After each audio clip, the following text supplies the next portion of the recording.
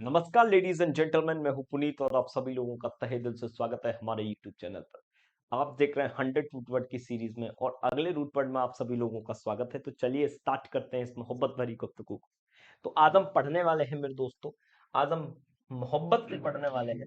वो मोहब्बत से ये पढ़ने वाले हैं कि आज हम बात करेंगे जीईएन और जेनेसिस के बारे में। इसका मतलब होता है मेरे दोस्त प्रोड्यूस करना। इसका मतलब बर्थ से निकलता है और इसका मतलब काइंड से भी कभी कभार निकलता है। तो ये तीन तीन मतलब इसके निकल आते हैं, या तो पैदा करने से निकलता है, या जन्म होने से निकलता है मेरे दोस्त, या फिर इसका मतलब जो निकलता है मेरी उम्र के नौजवानों, वो निकलता है जेनरस से। तो चलिए शुरुआत करते हैं इनके कुछ इंपोर्टेंट वर्डों के साथ और उनको समझने के प्रयास करते हैं। तो चलिए स्टार्ट करते हैं भाई। जेनरेट, बहुत ही प्यारा वर्ड है जेनरेट। दूसरा वर्ड होता है डीजेनरेट।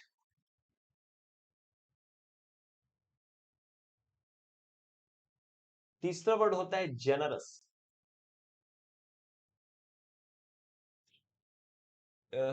जेनियोलॉजी, बहुत प्यारा वर्ड है जेनियोलॉजी। जेनेटिक्स,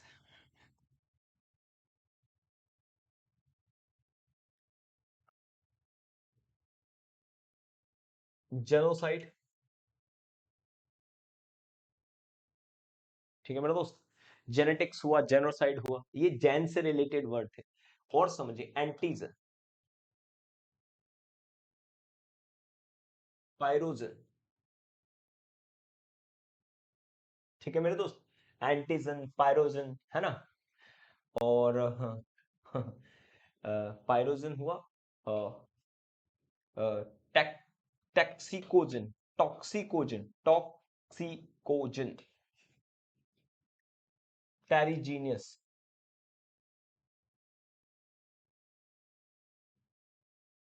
ठीक है मेरे दोस्त, टेरिजीनियस।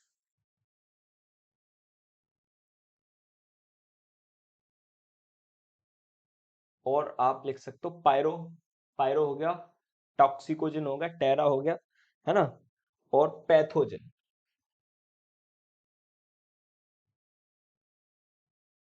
ठीक है, चलिए फिर और देख लेते हैं भाई कुछ वर्ड। एंटीजन हो गया, जन हो गया, अच्छा। ऑटोजेनेसिस,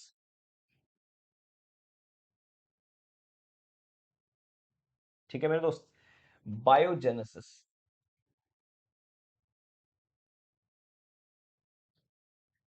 और एक होता है जेनोजेनेसिस।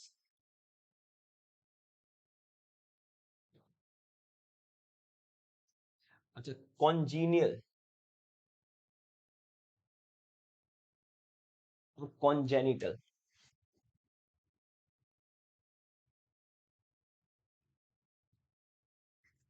तो ये बहुत खूबसूरत खूबसूरत मेरे दोस्त वर्ड है, जिसको जैन के नाम से जानते हैं मेरे दोस्त। इसका मतलब होता है प्रोड्यूस, वर्थ और काइंड। चलिए शुरुआत करते हैं इन लफ्जों को समझने के लिए। चलिए मेरे दोस्तों स्टार्ट करते हैं। जनरेट करने का मतलब जेनरेट, एक वर्ब बदला, जनरेट का मतलब यहाँ प्रोड्यूस करने से निकलेगा। तो पैदा करने को कहा जाता है जनरेट करना, कोई चीज उत्पाद करने को कहा जाता है जनरेट कर रहे हैं, हम चीजों को जनरेट कर रहे हैं। जेन का मतलब होता है प्रोड्यूस करना, तो जनरेट करने का मतलब होता है प्रोड्यूस करना, टू प्रोड्यूस समथिंग। अच्छा, जनरेट आप जानते हो, और डी का मतलब होता है डाउन, यानी कि गुणों में नीचे आना। डी जनरेट होता है कम करना, डी जनरेट होता है पदों की या गुणों में, क्वालिटियों में कम कर देना, that is called off D generate कर देना। अच्छा, जेनरस काइंड से इसका मतलब निकलता है, मैंने आपको बता दिया। जेनरस होता है दयालु, यानी कि काइंड, आप इसे काइंड कह सकते हो, है ना। आप इसे जेनरस, काइंड, है ना। लिबरल भी कह सकते हो, लिबरल। लिबरल भी का मतलब होता है मतलब जेनरस होना। देखिए जेन्योलॉजी, बहुत प्यारा वर्ड है। जेन का मतलब यहाँ पे वर्थ से है ना, यहाँ पे वर्थ से है। ओ और लॉजी का मतलब होता है स्टडी से। तो द स्टडी ऑफ फैमिली, अगर आप इस बात को लिख लेना तो the study of, the study of family history, family history. अगर तुम्हें, बड़े आराम से समझिएगा मेरे दोस्त इस पॉइंट को, अगर तुम्हें फैमिली हिस्ट्री के बारे में समझना है, किसी की फैमिली की हिस्ट्री के बारे में समझना है, तो उसकी जो स्टडी होती है, जहां पे तुम्हारे पापा का जन्म कब हुआ था, तुम्हारे पापा के पापा का जन्म कब हुआ था, उनके पापा का जन्म कब हुआ था, उनके पापा का जन्म कब हुआ, अगर ये जानना चाहते हो तो आपको जेनोलॉजी पढ़ना पड़ेगा। क्या पढ़ना पड़ेगा? जेनोलॉजी करना पड़ेगा। लेकिन एक और वर्ड होता है जेनेटिक्स, इसका भी मतलब वर्थ होता है, लेकिन इसके मीनिंग में थोड़ा सा फर्क होता है। द स्टडी ऑफ, अब इसमें थोड़ा समझना पड़ता है आपको, the study of heredity. Heredity, heredity जानते हो, आनुवंशिकी। क्या कहा जाता है मेरे दोस्त? आनुवंशिकी। जब तुम ये बयां करते हो कि तुम्हारे बाप में तुम्हारे ही जेनेटिक्स है, तुम्हारे ही गुण है, उस चीज को टेस्ट करवाने के लिए, जैसे मान लीजिए कि कोई औरत अवैध संबंध बनाने के लिए अपने पति के बाद भी किसी और आदमी से अवैध संबंध बनाती है, तो उस चीज को जानने के लिए, उस चीज को पहचानने के लिए जेनेटिक्स का यूज किया जाता है कि इस फादर के जेनेटिक्स उसके अंदर है या नहीं है, that is called off genetics. तो जब आप आनुवंशिकी लक्षणों के बारे में बात करते हैं तो स्टडी करते हैं जेनेटिक्स के बारे में, लेकिन उनके पापा उनके पापा उनके पापा कौन थे इस बारे में जानकारी लेना चाहते हैं, वो जेनेटिक्स होता है। अच्छा, जेनो का मतलब तो वर्थ हो गया भाई, और साइड का मतलब हत्या होता है, इसको कहा जाता है नरसंहार। The killing of whole family, the killing of whole family को क्या कहा जाता है? नरसंहार होता है। अब हम बात करते हैं एंटीजन। ये होता है प्रोड्यूस करना, है ना, प्रोड्यूस। तो एंटी का मतलब होता है अपोजिट। तो जब कोई चीज विपरीत पैदा होती है तो उसे एंटीजन कहा जाता है। A substance that produce antigen, antibody जिसे कहा जाता है। एंटीबॉडी के जो खिलाफ काम करता है वो एंटीजन होता है। एंटीबॉडी के जो खिलाफ काम करता है उसे एंटीजन कहा जाता है। आई होप आप एंटीबॉडी जानते होंगे, जो एक बायोलॉजी में आपके अंदर एक एंटीबॉडी बनती है, उनके विपरीत जो काम करता है वो एंटीजन होता है। ऐसा पायरोजन, पायरो का मतलब होता है फायर। क्या होता है मेरे दोस्त? फायर। और प्रोड्यूस करने का मतलब होता है, इसका मतलब होता है प्रोड्यूस करना।